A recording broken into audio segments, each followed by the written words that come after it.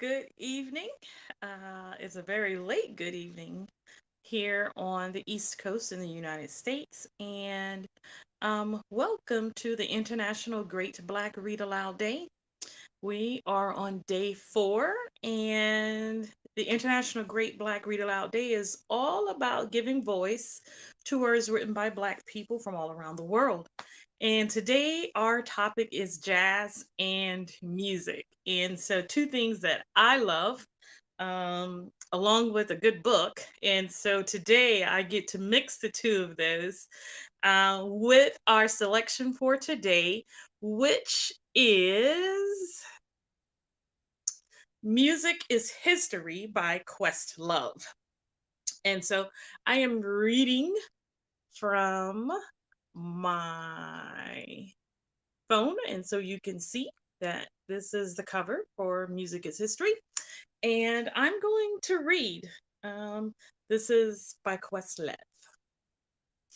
And as I said, we are on the International Great Black Read Aloud Day 2022. Day 4. We're 4 days in, and we have been trying. And I tell you, I'm just happy I'm reading before midnight tonight. So let's get started with our selection for today. And I'm going to do a couple things because this is just it is just so enjoyable. So I'm going to read a portion of the introduction, which I think is necessary. And then we're going to hop on over to the way that he has the book divided, and we'll talk about that when we get to it. Okay. Introduction. And this is Music is History by Questlove. As long as I can remember, I have been listening to music. And that means I have also been collecting it, categorizing it, building bridges between songs I loved from one era and songs I love from another era, songs from one genre and songs from another. In retrospect, I was practicing a kind of history, though I wouldn't have used that word then, and I'm a little reluctant to use it now. Why? Because I remember how I approached history as a student back in school. I memorized what I was supposed to memorize and was lucky enough to have a good enough memory to get by. But I wasn't always sure what I was learning other than how to memorize. What if history wasn't just a few big events keyed to a few big dates and a long list of names? What if it was everything else? People say that history was written by the winners, but what if it was written by the simplifiers? Or is that too simple? And so that is our introduction to Music is History. So that's our part of the introduction. And the book is divided into years. And so the great part about this is that one of those years that's covered happens to be the year in which I was born, and that is 1972. So we are going to go to 1972, and this book goes from 1971 all the way through the present. And so we're going to go to 1972 simply because I was fascinated with what he had to say. And because I love music, the title of this happens to be Music is the Message. And it is 1972. And let's start. So he starts out with things that happened in 1972. And I'm going to read this list and then we'll read a portion of this chapter. 5 Republican operatives are arrested for burglarizing the headquarters of the Democratic National Committee. Blackula is released. 11 Israeli athletes are murdered by terrorists at the Munich Olympics. Intel invents the single chip microprocessor. Al Green releases Let's Stay Together. Hurricane Agnes ravages Pennsylvania, killing more than 100 people. The Godfather is released. Shirley Chisholm becomes the first Black woman to campaign for the Democratic presidential nomination. The Equal Rights Amendment is passed by the Senate. The first issue of Luke Cage, Hero for Hire, is published. A smallpox epidemic, the latest to date, breaks out in Yugoslavia. Robert Clemente dies in a plane crash while delivering supplies to victims of an earthquake in Nicaragua. Music is the message. Culture shines a light on the world around it. Just because two periods of time are the same length doesn't mean that they merit the same amount of consideration in history. There might be a single day, say April 15th, 1865, for example, when Lincoln was shot, that has hundreds of thousands of pages written about it, while there might be another day, June 16th, 1911, say, where nothing happened. Is that possible, even? That there are days or weeks or months that were entirely devoid of events and that as a result are not in history? The absence of history would be pretty historical. Even if there isn't a day when nothing happened, there are days when less happens, and months and years.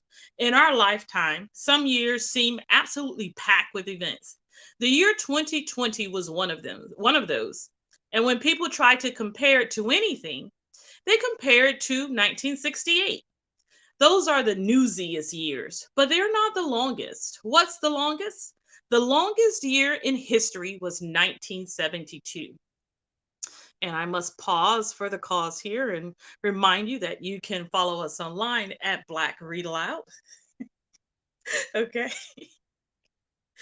Uh, and I'll go back. The year 2020 was one of those. And when people try to compare it to anything, they compare it to 1968. Those are the newsiest years. I love that word, newsiest. Newsiest years, but they're not the longest. What's the longest? The longest year in history was 1972. It was already longer than the years around it because it was a leap year. And it got a little extra push when, because of the slowing rotation of the Earth, 2 leap seconds were added. I don't think that people reset their clocks or slept through meetings, but officially, as part of the Coordinated Universal Time, which for some reason is abbreviated UTC, 1972 stretched out longer than any other year. Time didn't fly, but it did superfly. On August 4th of that year, the same day that one of the largest recorded solar flares in history knocked out cable lines across the United States. I can't speak to whether that's related to the longest year thing. Superfly, starring Ron O'Neal as a Harlem drug dealer, Youngblood priest, appeared in theaters. It was also the day that Arthur Bremer was sentenced to 63 years in prison for his attempted assassination of the Alabama governor and Democratic presidential candidate George Wallace. Bremer inspired the character Travis, you talking to me, Bickle and Taxi Driver, who in turn inspired John Hinckley to shoot Ronald Reagan, in part to impress Jodie Foster, who had starred in the movie back in 1976. Or is it ahead in 1976? Today, we think of Superfly as a blaxploitation classic. Back then, as a genre was being born, it was just a movie following on the heels of other movies. That's another thing about history. Categories get created after events, and those events and more are retroactively loaded into those categories. To understand the category around Superfly, you have to go back a year to another movie, Shaft. Shaft was the big bang of black movies. Before that, of course, there were other black directors. There was Oscar Micheaux. There was Spencer Williams. There was the experimental director William Greaves, symbiosis psychotoxoplasm, and the versatile and surprisingly commercial indie director Melvin Van Peebles. Watermelon Man, Sweet Sweetback's badass song. And then there was Shaft. Gordon Parks, who directed the movie, was already a black Renaissance man. Renaissance man makes me laugh in this context because it defines not a specific kind of person, but a specific period in history. What would a black man from America have done in the real Renaissance? How would he have been received? Parks probably would have appreciated the irony. He had been a pioneering photographer with Life magazine in the 1950s and 60s, had written a memoir, and had made a movie based on it. Shaft was based on a detective novel by a man named Ernest Tiedemann, who turned it into a screenplay with a man named John D.F. Black. Black was white, as was Tiedemann, as was the Shaft in Tiedemann's novel. On screen, though, Shaft turned black in the person of Richard Roundtree, and the co-stars included Moses Gunn, a classically trained actor with perhaps the coolest name in history, and Camille Yarbrough, a performance poet and stage actress. The sultry voice that holds the word should For 30 seconds in Fat Boy Slim's Praise You. The movie was an undeniable hit. Theaters in New York showed it around the clock. Shaft, 24 hours a day, said the ad sounds exhausting.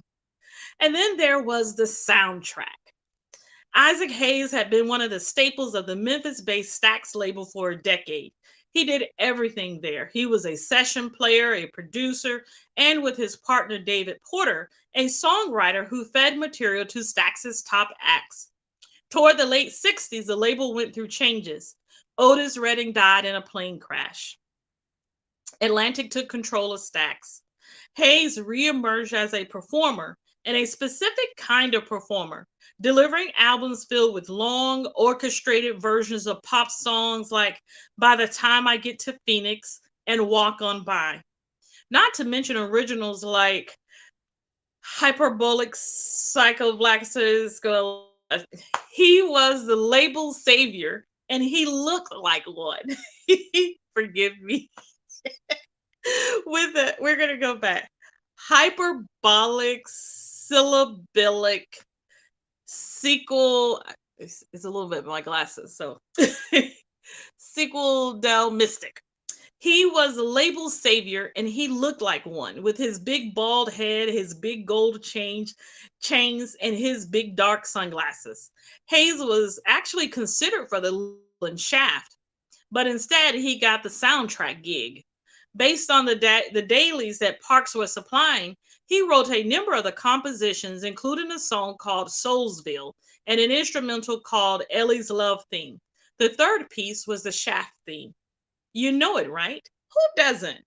Hi-hat skims along on 16th notes, drums played by Willie Hall. Then there's the immortal wah-wah guitar played by Charles Skip Pitts, who only a year or so before had played an equally immortal part on the Isley Brothers' It's Your Thing. Then the rest of the band, flute, horns, piano.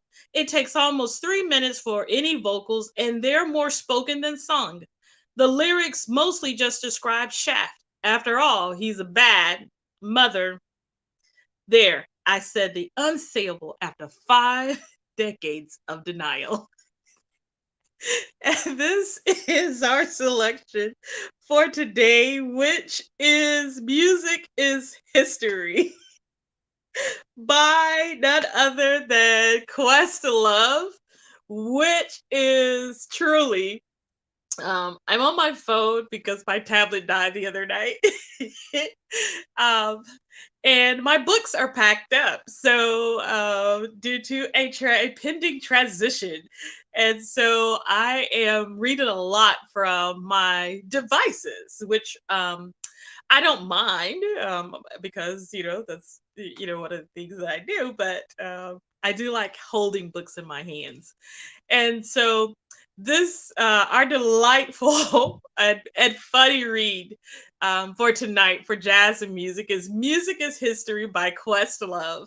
And we want to remind you that you are invited to read with us. Read aloud, pick a book, look at our schedule that is on our website, which you can subscribe to. And you can keep abreast of what's going on and join us as we read aloud every day.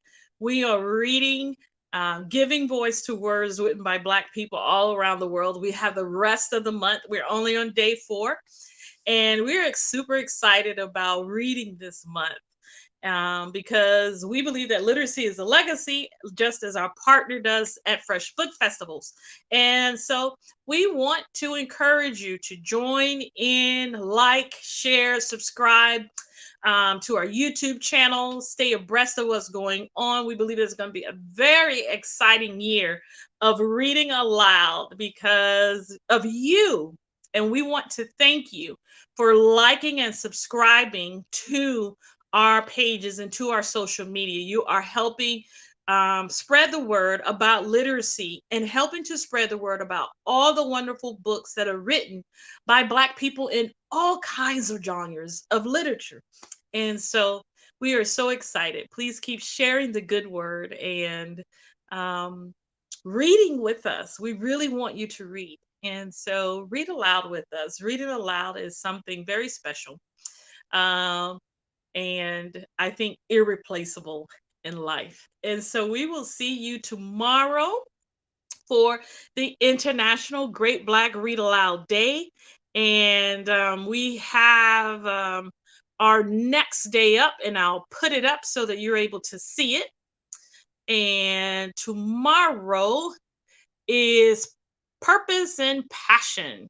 And so we will see you tomorrow for Purpose and Passion, day 5 of the International Great Black Read Aloud Day.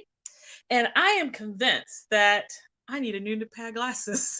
So I will see you tomorrow. If you're anywhere else in the world and you're not on the East Coast of the United States or in that particular time zone all across the hemisphere, and we want to just say good night or have a wonderful day if you're starting your day. Because if you're in other parts of the world, you're actually starting your day right in the middle of your day. And so we want to say that this is day 4 of the International Great Black Read Aloud Day. And we are super excited about what we will be doing all month here on the International Great Black Read Aloud Day. Have a wonderful night.